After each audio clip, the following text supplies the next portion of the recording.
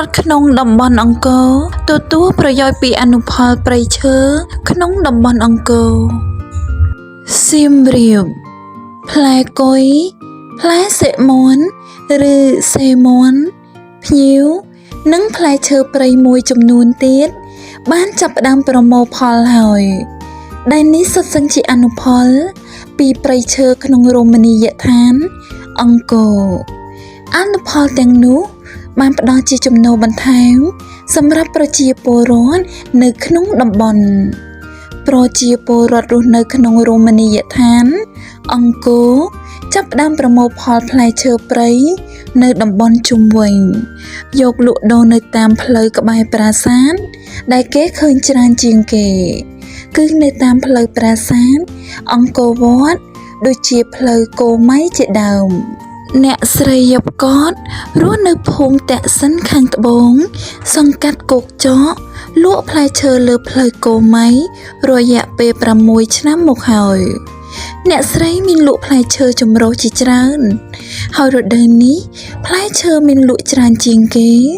មានគុយសិមុនឬសេមុននិងភ្ញៀវអ្នកស្រីបានប្រាប់ថាឆ្នាំនេះផ្លែឈើព្រៃដូចជាគុយនិងសិមុនឬសេមុនរៀងសម្បូរជាងឆ្នាំទៅមិញនិងលក់បានតម្លៃសមរម្យចំណែកអ្នកលក់មួយរូបទៀត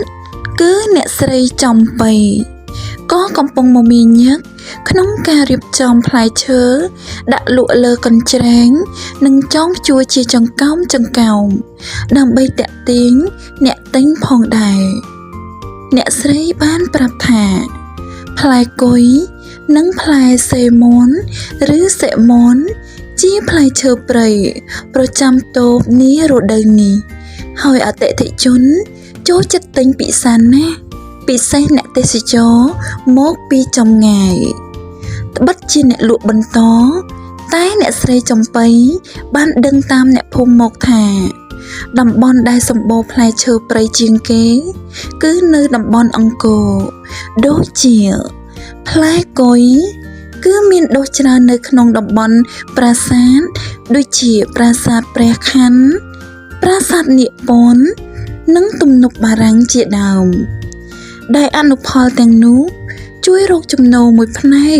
ដល់ពលរដ្ឋនៅតំបន់ជុំវិញសូមអរគុណចំពោះការតាមដានស្ដាប់និងទស្សនារបស់អស់លោកអ្នក